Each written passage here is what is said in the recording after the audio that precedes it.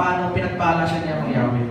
Natili si Jacob na nagtiwala kay ang Yahweh bilang tagapagtanggol at tagapagbigay ng katarungan. Sumunod, tumakas si Jacob. Sa utos niya ang Yahweh, lihim na umalis si Jacob kasama ng kanyang pamilya at ang mga ari-arian. Samantala, kinuha naman ni Rachel ang mga Diyos-Diyosan ni Laban, yung mga idols. Na isang mahalagang detalye na papapakita na patuloy na paglaban ng mga tao sa mga Diyos-Diyosan, sa mga idols. So, next nun, hinabol ni Laban si Jacob. Ngunit, pinigilan siya ni Amang Yahweh sa panaginip nasaktan si Jacob. Ipinakita rito na malinaw na proteksyon ni Amang Yahweh sa kanyang mga lingkod, sa kanyang mga paninig. So, sa usapan nila, pinaalala ni Jacob na si Yahweh ang dahilan ng kanyang tagumpay. Hindi ang mga pandaraya ni Laban. So, dito, pagdating na kanilang kasunduan, karoon ng kasunduan si Jacob at si Laban at nagtayo sila ng isang tambak na mga bato bilang saksi sa kanilang tipan. So, sa ating pananampalataya, ang tambak na bato ay sumisimbolo ng tipan na nakikita ni Amang Yahweh bilang saksi ng Panginoon.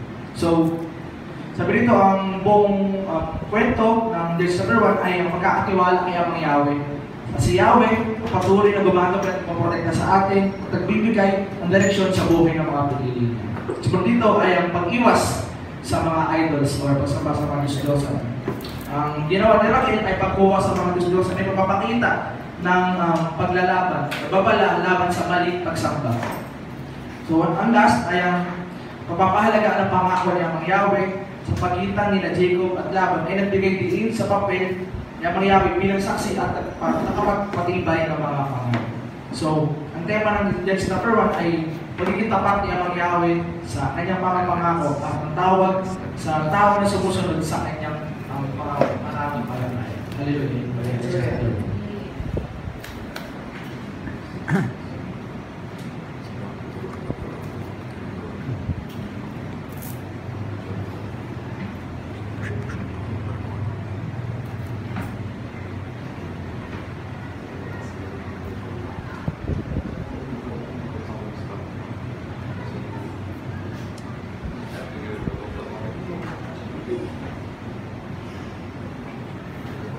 Thank you, Brother Norville, and praise Yahweh sa kanyang Torah na binasa.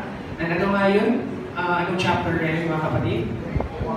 Genesis 31. And ang content ng Genesis 31, ulitin ko lang po, ay ang pag-akas ni Jacob sa puder ni Laban. And there was this certain thing na tinatawag na covenant of separation na nangyari sa chapter na ito, kung saan, tumakas o lumaya si Jacob sa